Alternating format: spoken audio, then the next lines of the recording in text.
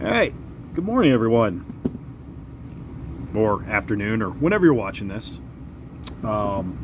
This is the Kato SC44 Pacific Surfliner locomotive that's going to be coming with the upcoming sets.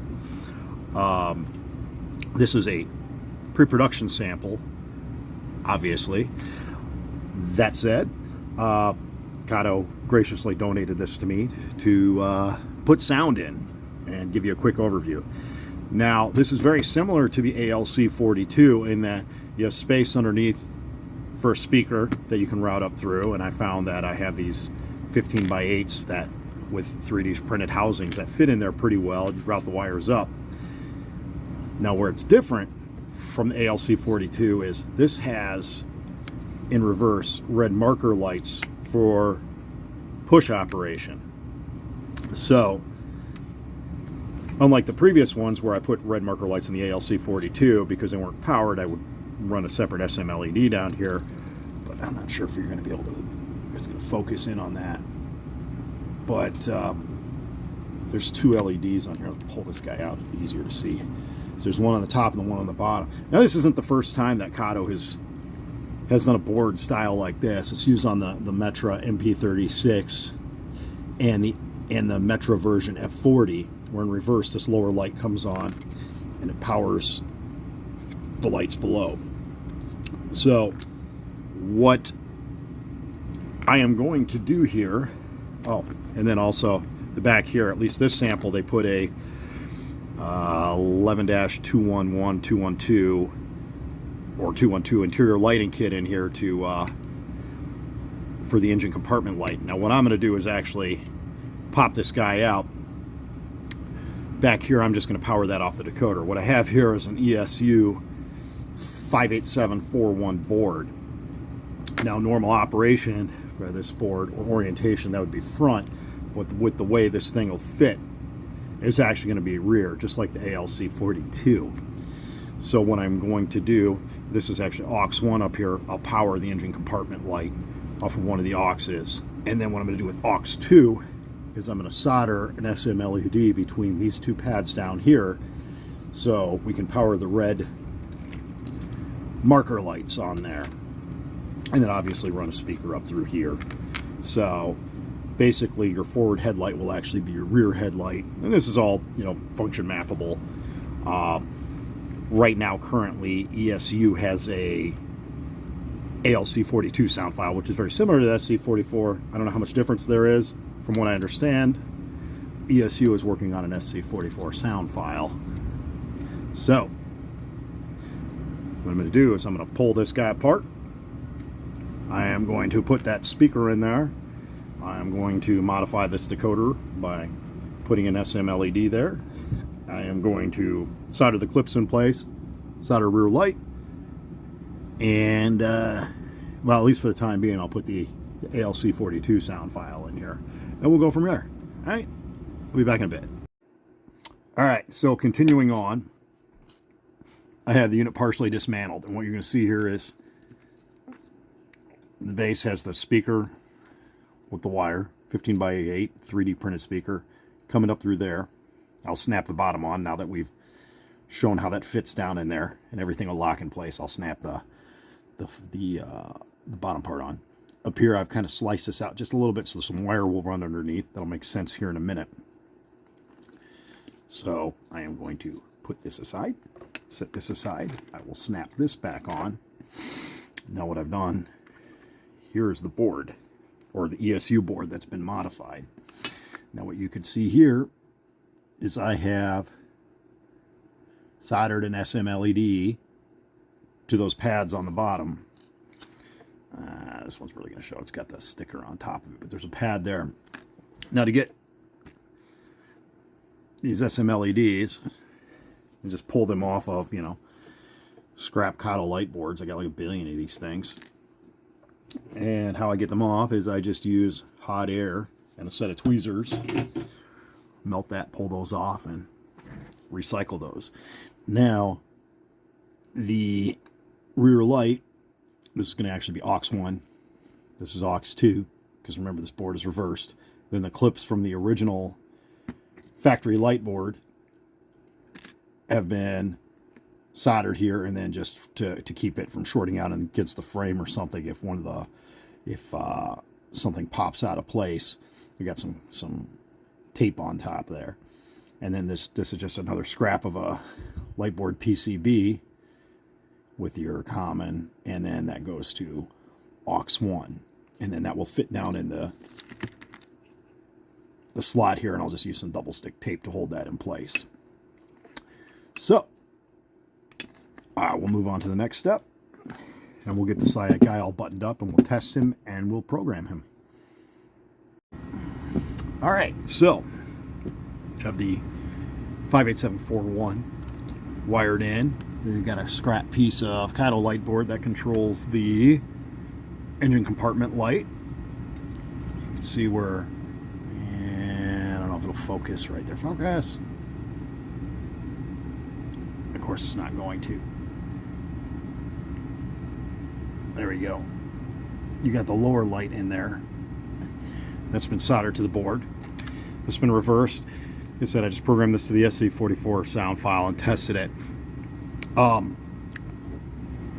This is the interior light pipe. It was kind of interesting. I had to trim him back a little bit to fit, so everything fits and kind of angle up. These top LEDs that they use for headlight and rear light, I'm not a huge fan of. They're not super bright. Bright enough, I guess they're going to have to be, because I've tried in the past tapping into them, and it kind of works but doesn't really. So everything lines up. I got forward and rear lights on this thing.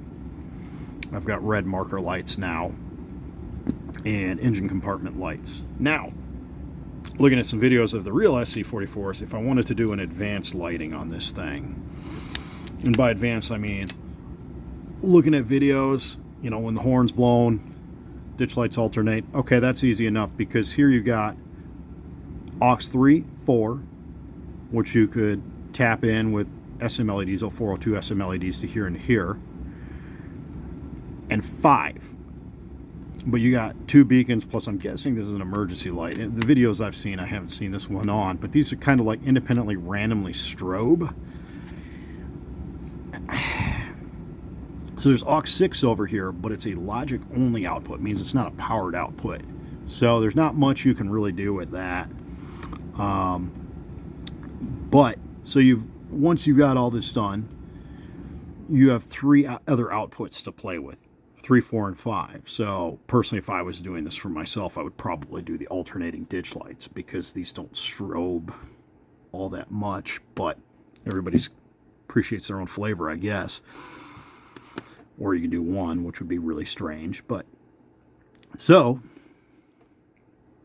or if depending upon putting these lights in, if you're concerned about the brightness or dimness of the forward headlights, then you could use the other aux for, you know, another 0402 to power, alternately power the headlights. I'm not entirely sure how I'm going to do this, because they may. So for the train number here, let's see where if I got it here. Right here. It's lit forward and reverse because they have a light bar that goes through, and it shares both the upper and the lower LEDs. So basically, when it's in push mode and the red marker lights are on, that is on, and when it's in forward mode, it's powering the headlight, plus its light is going through that board, or going through that light bar as it splits through. So, but I think for the basic install, this is probably how we're going to do it. I don't know if I'm going to offer advanced lighting in these with alternating ditch lights, probably at some point, but we will see. I wish I had one more usable function output here, so, because then you could do left-right ditch lights, and then you could do your alternating strobes. Anywho, all right, one final change here for the basic install.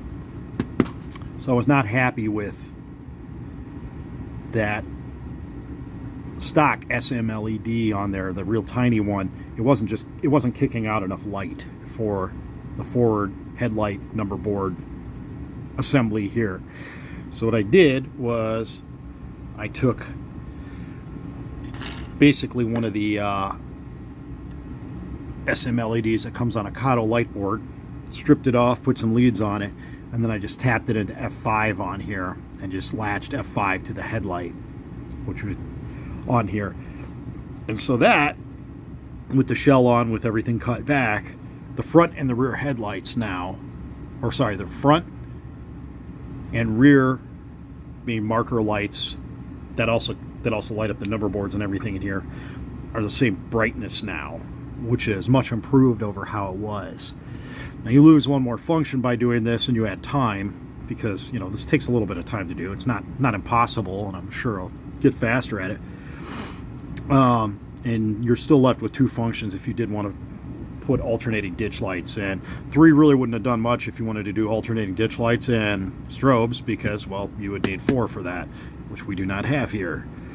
I'd also tried tapping in, using some heat, removing one of these from a scrap 58741 board, and I attached leads from that to a much larger surface mount LED. But the problem is back behind here, this has a resistor in it that's just too high of a value that just doesn't get bright enough, so that's out. So as it stands for right now, for basic install, this is what you're probably looking at for the SC44, minus the sound file. There'll be some tweaking there, but you're looking at forward headlight, rear headlight, engine compartment light, and then, well, rear headlight, but your rear headlight in the front would be your red marker lights for push operation. And then advanced would probably have separated out ditch lights. I haven't gotten that far yet, and that's subject of another video, I guess. But so yes, you can fit a 58741 board in here. As you can see, it takes a little bit of work, but it does work. So anywho, that's what I got. I'm gonna get some video here in a minute. All right, now that we got the install out of the way, just a quick brief recap. This is a pre-production sample of the SC44 Pacific Surfliner locomotive. For the time being, this just has a ACS64 sound file loaded in it, and I did some function mapping on it. Basically, you have forward and rear lights and red marker lights and engine compartment lights. I had to use F5 for an additional headlight, so everything would be bright enough so you could actually see, sorry, not F5, aux5. So in theory, you could still use aux3 and 4 for alternating ditch lights or beacons, depending upon what flavor you chose there. I'll get to that later, but we will see. But I think what we're going to do now is we are just going to hit some track power. I'm going to hit some light. And so if this sounds extremely familiar to my ACS64 videos, it's because it's the same sound file. ESU is apparently working on a new sound file for it. I don't know how different it really is. I got a couple of pre-production samples of the Pacific Surfliner cars, including the cab control car back there. But so, just to show you the, I'm gonna flip the headlights so you see the red marker lights here. I'm not sure how washed out that red's going to be, but it's definitely on. It's just kind of hard to see in here. But anyways, so then we got engine compartment light on there. It's on F5. And nobody wants to hear me drone on, so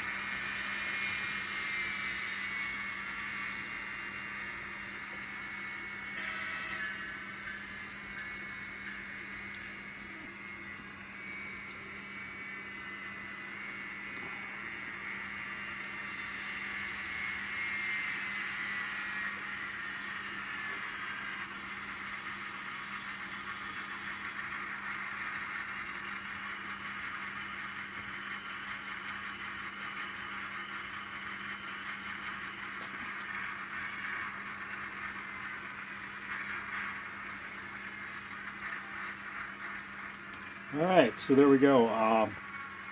Kato SC44 Pacific Surfliner locomotive with ESU LokSound installed.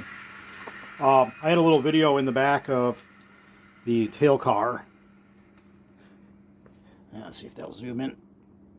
This just takes a Kato FL12 decoder down underneath that controls your ditch lights and your red marker lights.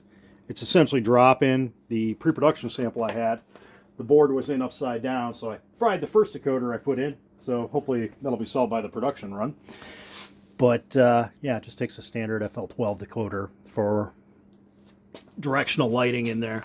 If you wanted alternating ditch lights for that, for the cab control car, it would be a hardwire job. So I'm sure it can be done, and I'm sure people will do it, just like I'm sure some people will install sound in them. So, but it's not going to be drop-in like that. Anywho, there's the overview. Hope everybody has a great day. Thanks.